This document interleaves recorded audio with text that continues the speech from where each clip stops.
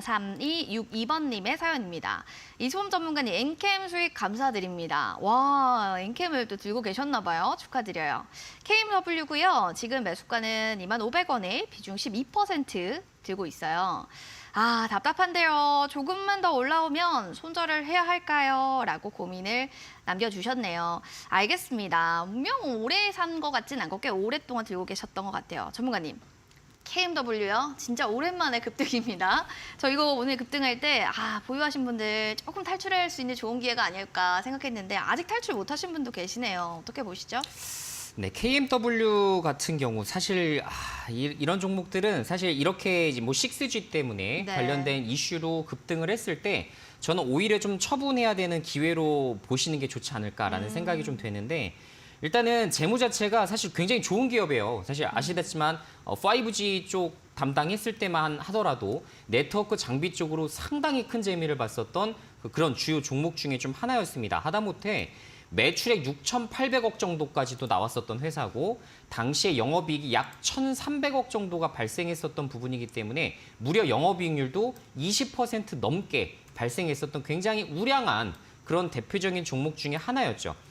자, 그런데 사실상 2020년도 이후에 이제 이제 한국이죠. 한국 정부에서 이제 5G 네트워크 장비 구축, 그러니까 그 망 자체를 이제 구축하는 그 과정에서 통신 3사들이 본인들이 지금 예정했었던 약속했었던 그런 기지국 수에 무려 10%도 채 되지 않는 수준으로만 지금 기지국을 투자하다 보니까 거기에 필요한 네트워크 장비도 동시에 줄어들 수밖에 없겠죠. 거기에 대한 이제 수요가 급감하면서 역시나 이제 큰 타격을 받았던 그런 대표적인 종목이 KMW입니다.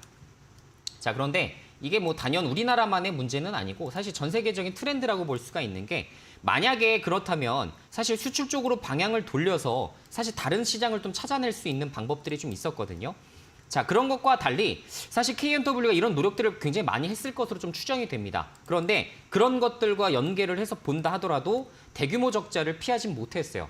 자, 즉 국가가 지금 전반적으로 이제 한국에서 네트워크 쪽 장비를 더 이상 필요로 하지 않는 수준에서는 굉장히 유의미한 드라마틱한 실적 변화는 지금 상당히 좀 힘들지 않을까. 저는 이렇게 좀 추정을 하고 보고 있는 종목 중에 좀 하나가 되겠습니다. 즉 대규모 적자가 해결될 확률이 전 좀 상당히 좀 낮다라고 보고 있어요. 그래서 실적에 대한 부분들, 즉 사실 이제 적자 대규모로 지속적으로 나가다 보면 결론적으로 뭐겠습니까? 뭐 유상증자를 한다든가 자본 조달을 해야 되는 상황이 반드시 또 필이 발생할 수밖에 없겠죠. 그래서 그런 면에서 봤을 때도 좀 불안하다.